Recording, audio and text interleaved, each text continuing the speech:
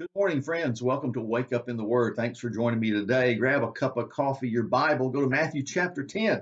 Let's see what God's Word has to say about following Jesus into ministry.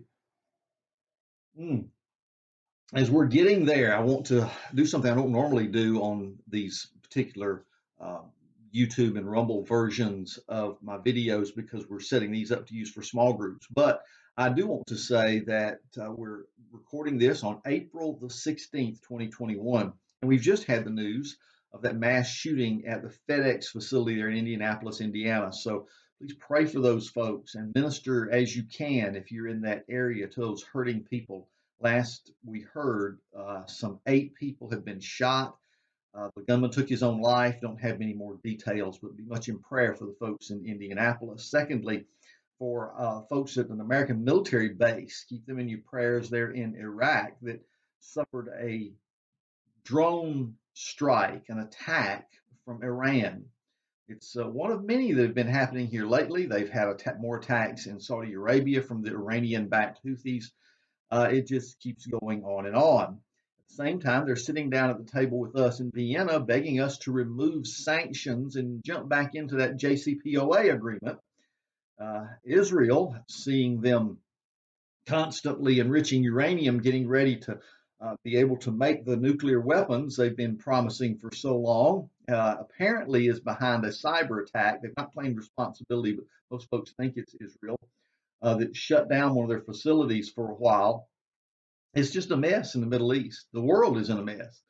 So, with all these things going on, not only pray and intercede in these situations, but then think, what should you be doing in response to it?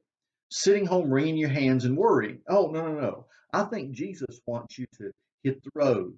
Now, what am I talking about? Hitting the road of ministry. That's what's happening with his disciples in Matthew chapter 10. Let's read it together and see what Jesus was doing in a difficult, stressful time, the time of the Roman occupation of Judea. It was a time where folks thought, could it get any worse? And in the middle of this, instead of trying to have a rebellion against Rome, Jesus sends out his disciples on mission work. Now, watch this. We're in chapter number 10, verse number 1. It says, Jesus called his 12 disciples to him, and he gave them authority to drive out evil spirits and to heal every disease and sickness. Think about this for just a minute. You've been marveling at what I've been doing, Jesus says. I'm going to give you the ability to do the same thing. Now, here's what I want you to do. Number one, let's look at the list. Who have we got here? Only 12 guys? All right, here they are. Verse 2. These are the names of the 12 apostles. First, Simon, who is called Peter, and his brother Andrew, James, son of Zebedee, and his brother John, Philip and Bartholomew, who is most likely the Nathaniel of John's gospel, Thomas and Matthew, the tax collector, James, son of Alphaeus, and Thaddeus, Simon the Zealot, and Judas Iscariot, who betrayed him. Now, these 12 Jesus sent out with the following instructions. Do not go among the Gentiles or enter any town of the Samaritans. Go rather to the lost sheep of Israel. Now, this is not the same command he would have for us today, because remember, this was during that time where Israel had to have the opportunity to accept or reject her Messiah. When they rejected Jesus as Messiah, not every Jewish person did, but the nation as a whole did, then the gospel was made available to the entire world. And thus Jesus, as he, in the end of his great commission, tells these disciples, minus Judas, what they're supposed to be doing. He says, look, all authority is given to me, so you go therefore into all the world and preach the gospel. So at this time, though, it's just to the lost sheep of the house of Israel. In verse 7, he says, as you go, preach this message. The kingdom of heaven is near. So heal the sick, raise the dead, cleanse those who have leprosy, drive out demons. Freely you have received, freely give.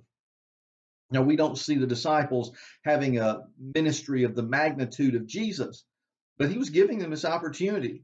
How far would their faith take them in fulfilling it? We'll see some interesting stories in upcoming chapters of how they just dropped the ball at times, but they're learning. They're learning what it means to walk the path of missions and being a part of the movement of sharing the good news and making a difference in the lives of people. In verse 9, he says, "But don't take along any gold or silver or copper in your belts. Take no bag for the journey, or extra tunic, or sandals, or a staff, for the worker is worth his keep." He's saying, hey, listen, the ministry is going to take care of you. The very people you minister to are going to be so grateful. They're going to feed you. They're going to give you a place to stay overnight. You're going to be amazed at how the doors open for you when you are bringing the good news of this gospel to the people. That's just the way ministry works. The people will respond. Verse 11, he says, "Whatever town or village you enter, search for some worthy person there and stay at his house until you leave. As you enter the home, give it your greeting. If the home is deserving, let your peace rest on it. If it is not, let your peace return to you. And if anyone will not welcome you or listen to your words, shake the dust off your feet when you leave that home or town. I tell you the truth, it will be more bearable for Sodom and Gomorrah on the day of judgment than for that town. I'm sending you out like sheep among wolves. Therefore, be as shrewd as snakes and as innocent as doves." Now, notice the reaction that Jesus says we should have when our message is rejected. He's saying to his disciples, look, if you go into a town, if they receive you, fine. If they don't, just shake the dust off your feet and leave. No, don't burn the house down. Don't set up a protest movement. Don't tit for tat attack them. Don't send letters to the editor of the local newspaper to expose someone that's been bad to you. Don't be the victim. That's kind of opposite of today's attitudes, where it says, let's see if we can't find a reason to whine and complain about other people. He said, no, don't you do that. Let God take care of it. It's all about what it'll be like for them on the day of judgment. Let God be the judge. You are not. So you just shake the dust off your feet and go somewhere where your ministry is accepted. And you keep doing this. Here's what you need to remember. Be as shrewd as snakes and as innocent as doves. In other words, he's saying be wise.